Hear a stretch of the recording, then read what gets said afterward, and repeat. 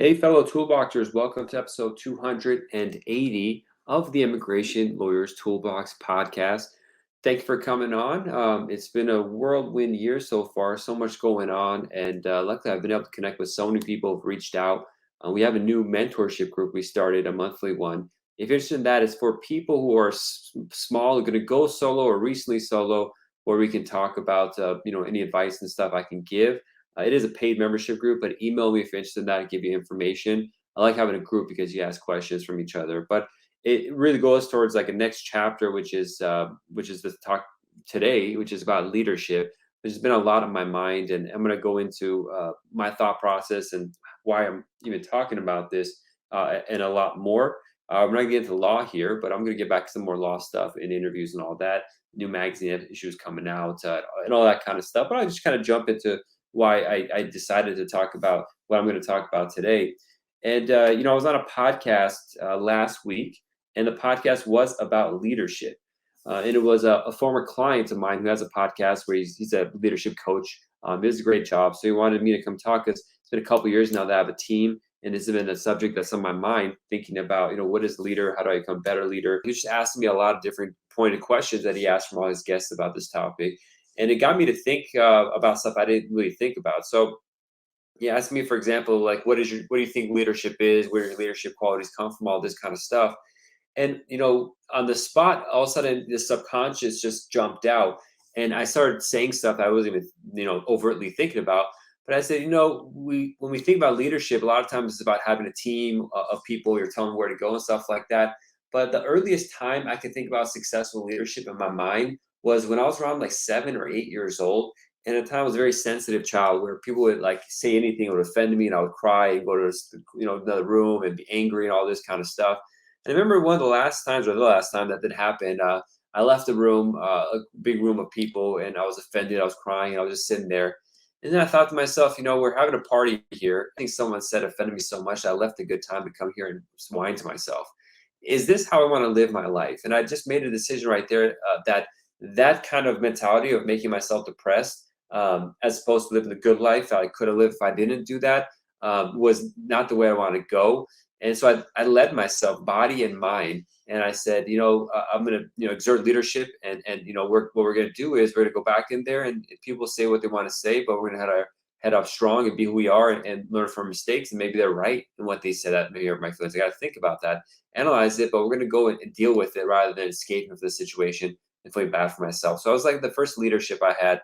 And then the second one, when I was old, a mid teenager, I remember I was watching a couple hours of TV, as it used to be. Everyone's on the internet now. It used to be like you watch a show on TV for half an hour, then a new show would come on, kind of like Netflix television, watching commercials for 3-4 hours, and the TV kind of sucks, and not that good quality stuff. And I remember I was eating chips the whole time. A bag of chips ran out, and I was like, I can't get up to get some more chips or some more, snacks.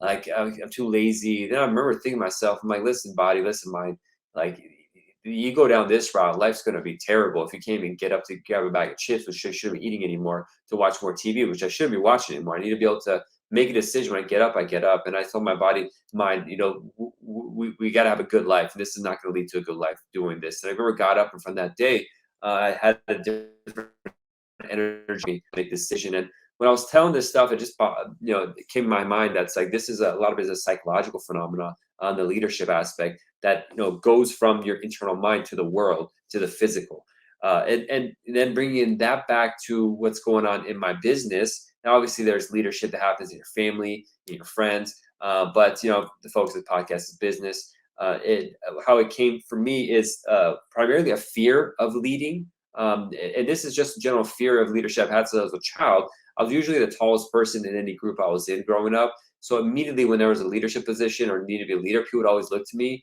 And I always hesitated. There's responsibility aspect that comes with leadership, and failure is, very obvious. So I always shied away from it, even though I was thrust into the spotlight for that.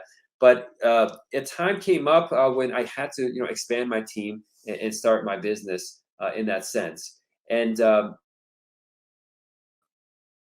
the transition happened, I had my law firm, JQK Law, and I was doing this podcast as a fun thing on the side. But I was doing, JQK Law, and I was doing everything myself. I had like barely any costs, and just taking cases from A to Z, answering the phone, prepping the package and sending it out, doing the marketing, edit the video, all this kind of stuff. But two things happened around 2020-ish or 2019 to 2020-ish. Well, the first one around 2018, 2019, which led to the creation of the Immigration Lawyers Toolbox. But just the monotony of doing this, it was making money, so it was a good situation. But it just got boring doing the same thing over and over again without any changes and stuff all by myself. And so that aspect where I realized I had like kind of plateaued and I was like just not doing anything much different. That's what impetus of the toolbox kind of started. It kind of changed things up. And then later on, when even with the toolbox, all the videos and content I created, I was editing all that video myself. And then in this February 2020, when the pandemic started, I noticed my analytics were going down for my my law firm. Like, oh no, this is going to be dangerous. I got to make sure I'm able to get enough business to hold things over because I don't know what's going to happen. Panic. It seems like whatever now, but at the time, February 2020, it was like the end of the world. Like we didn't know. It was like zombie apocalypse kind of time when they were scaring us about the pandemic and everything. So I just went and started doing a lot of video, and then so much content was created. I'm like, dude, I can't edit this stuff and run a firm and a business, all this kind of stuff. So I started reaching out, and I didn't want the ability of a law firm is high. And when you hire employees, there's just that risk that there's something go wrong and malpractice kind of stuff can happen. And obviously, a lot of people have firms. A lot of people have firms of hundreds of people. But for me, it was like, oh, that's too much responsibility and not worth the headache. So I didn't want to do it. But once so much content was created, I was enjoying the content creation aspect. I said, well, maybe I could get a video team to help me. The responsibility of that is low because if they mess up, we could just delete the video off YouTube. So it's not a big deal. It's not going to, let's say, hurt people. As long as we put, disclaimers and stuff and try to catch errors and stuff, if it's some legal errors we're talking about, it's not a big deal. It can happen. So that got me to hire the first person, the second person, the third person, the marketing team. And after, hiring, dealing with that and creating systems, I was, okay, this isn't too bad. Then, as luck would have it, I was able to hire my first associate, a full-time associate. Well, it was going to be part-time at first, but within like 2 weeks, it became full-time. I realized how helpful it is to have an associate. Now, having a competent, great person is different than just having any person, so that's a hard thing to do. But that really thrusts me into having a team and being that leadership position and the responsibility that it takes. I realize it's not like as scary as I thought. I just got to be on top of my game and be very thoughtful, especially long-term oriented of how things are looking a year, 2 years, 3 years from now, and what people are going to expect because they have their lives and the careers too, and they want to know what's going on. So a lot of my job shifts from working in the business on stuff and management, almost as if I'm like a basketball coach and I have a bunch of stars, and I got to make sure Michael Jordan, Scottie Pippen, if you're a basketball enthusiast from the 90s, make sure they're happy, they're working together in cohesion and doing that. And that's my role. That comes from the leadership position. A lot of it is talent recruitment and management, which is a very hard thing to do and time consuming. But it's something that I'm enjoying it. And I have a lot to learn. So the leadership aspects of going back into it when it comes about psychology, a lot of it is talking with your team and making them, not making them, but letting them trust you in what you do, have respect for you, and lay out plans and let them know, listen, this is where we're at, which is not good, or we could go to the hell that I was talking about when I was a kid, a lifestyle that would have led to a miserable life. But here's the city on the hill where you could go to. It's almost like a Moses story when he, took the Hebrews out of Egypt and took them to Israel. And he's, it's like, you could go back to bondage, or you could go to the promised land, the land of milk and honey. And that's the role I think a leader should have from thinking about in this way, constantly reminding him of our team meetings. We might be talking about a particular topic, but going to say, listen, if we don't do this, or if we continue what we're doing, this is going to happen. A, B, and C. It's not going to be good for anybody. We're not going to make money. We're not going to have to do fun stuff, or whatever the reason is. But then if we do, we're able to expand these. That kind of leads to knowing what your mission, your goal is. What is the city on the hill, the land of milk and honey that you're taking everyone to? And so for me, between the JK law firm and ILT, I'll call it Toolbox and was ILT to make it short, because we have to type it out. Immigration Lawyers Toolbox is long, so I always say ILT. Is really just taking things next level globally, to have a global audience, to help them go from where they are to have a better life. So I'd say mission that I create for leadership in my firm, it's the same leadership that I want to exert in the world, which is immigration is perfect. This is what we take people they are. Maybe they're in a bad situation in their home country where they are experiencing asylum-related things. We don't do asylum, but imagine if they have to escape their country to a better place. We're helping them go from a bad place to a good place. We're here to help that process so they can be the best person they can be and reach their goals. If it's a marriage case, we're helping people that are in love get together and create a family and grow together in a place that's sustainable and has a future for them. So we're helping them there. If it's a business, an investor, L1, E2, we're helping them do that. And not just in the United States, we're working to be a global law firm. So some people may need to go to Turkey, for example. If you're from Ukraine and you need to get out of Ukraine, Turkey was open arms accepting them, helping people go from a bad place to a good place. That's really that simple. That's what we're here to do. We're shepherds in that sense, and that's our goal. And how do we help people reach that? And it could be immigration law, but it also could be when they come here. Well, these are the programs that exist to help people in your position and get into that. These are, English classes that people take. This is a real estate agent that can help you find your first place that you need. And we're not fully adept at doing all that stuff, but taking service to the next level to help shepherd people to where they need to go. And that's really the basic. We help the world go around by helping people get to where they go. And that mission is just a life mission. It's a firm mission. It's a corporation mission for Toolbox that we use. And so it's an ambitious mission. The leadership itself, the way I'm putting it, taking people to the promised land is an ambition that's always like we need to keep going somewhere. And one thing is, when you get there, what happens? Well, you need to have another place to go to a next level. It's an appetite that never ends. And it reminds me of a saying I once heard. Someone said, the saddest thing in the world, the saddest person or something in the world, there's two types. One is a person who doesn't have any goals, and one is a person who's reached them. There's an emptiness that comes from that. So there's this cycle that's constantly growing, needing more. And there's a negativity to that too, of constantly, like, and it comes to financing. You can have more money, but your lifestyle creep comes in, and you have more costs and stuff. But the reality is, in the world, if you're not growing, you're retracting. There's no staying in place, or other than being stagnant. That plateauing feeling it makes you comfortable when you go back. So when I was plateauing my business and I was making consistent income, doing consistent work, I did start to relax a bit and not do as much marketing and not pay attention to the work as much. And I saw business would go down too whenever I'd reach a certain part. So you kind of constantly have to be in this ambitious format of constantly going what you want, because you're either going forward or you're going backward.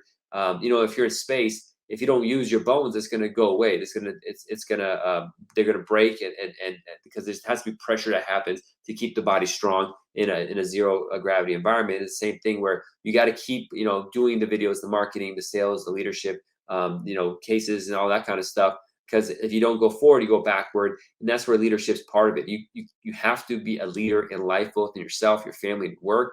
Because if you're not, you're gonna backtrack. So even if you are a person that's has a team member, team lead, so you're not the owner of the company, someone else is leading the company. You're still leading your group. You're leading your body, your mind. You're leading the work that you do. So we are talking with clients. If you're an associate, you're leading your clients to where you need to go. You might have team members, and you're leading your career to where you want it to be. Thought about it. It kind of trying to think, well, how can I be a leader in what I do? So I have to lead this body. Well, I have to make a decision that I'm going to go and train a couple times a week to make sure I'm healthy. Lead, sleep, and constantly think about it. I'm like, hey, I got this body that I'm with. I'm gonna have it for the rest of my life. Hopefully, longer the better.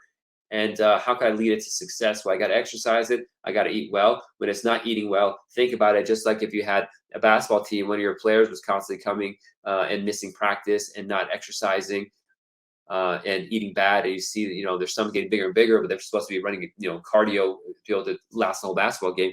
You got to, go talk with them, see what's going on. You got to do the same with yourself and your team members. And it's not always a fun talk to have, but it's better to have it than not to have it, because, the consequences are dire. So that's just my thoughts on leadership that I had. And I like to have more of these kind of talks. I want to ideally weekly have a topic that I've been thinking about philosophically to come talk about, in addition to recapping legal stuff that I've seen happen. I want to mention updates. And there's 3 months worth of stuff that I piled on. I haven't done episodes on. Probably going to cut most of it and just start fresh. I did do the annual review for 2022 of laws that changed. And that one takes a lot of time to review every law. Don't know if I'll have time for it, but I love doing this. So I'm going to keep talking and let me know what you think. If you like this format, you like other formats of the show, we have different formats. We do it. We have guests who are going to come on who have their own shows, hopefully really soon. And so we have all this kind of stuff. The magazine is always there, a lot of content there. And we do a lot of workshops, and we're doing more. So we're going to have a DC workshop coming up probably October. If you're interested in that, it's going to be somehow focused on business space. Let me know ahead of time so I can make sure to put you on the RSVP once we finalize the panel and know what it's going to be about. If you want to, get the marriage green card course, how to have a firm that's based on marriage green cards, let me know. And if you already do them, it's a good course for you too if you do marriage green cards, because I run into so many people that do them but don't know how to do it well. There's a lot of stuff. A lot of times immigration law, we copy other people's cover letters, but they don't know why we do certain things we do. So that bonding, the group sessions that we have, the office hours, really helpful to take things to the next level. And we have the O1 workshop. We have a recording if you're interested in learning O1s, and a lot more. We just did a CLE on Iranian immigration because of the nuances that exist there. The recordings in our community page on circle.so. If you're not a member of circle.so and you're an immigration lawyer, email me. We'll get you in there. It's going to be a lot of help. So thank you so much for listening. It would help a lot if you left a 5-star review and some good comments wherever you're watching this, on iTunes, on the Spotify, wherever else is going to help us get more attention, so more immigration lawyers and people in the field, not just immigration lawyers, could hear this, and hopefully this information helps them go to where they need to go, and it satisfies the leadership responsibilities I have as part of being the president of the Immigration Lawyers Toolbox and my role in the world. This is the responsibility of a leader that I've taken on, and I want to take the information I've collected throughout life and with my perspectives and share it with you to help you get to where you need to go. Until next time, have a good one. Bye bye.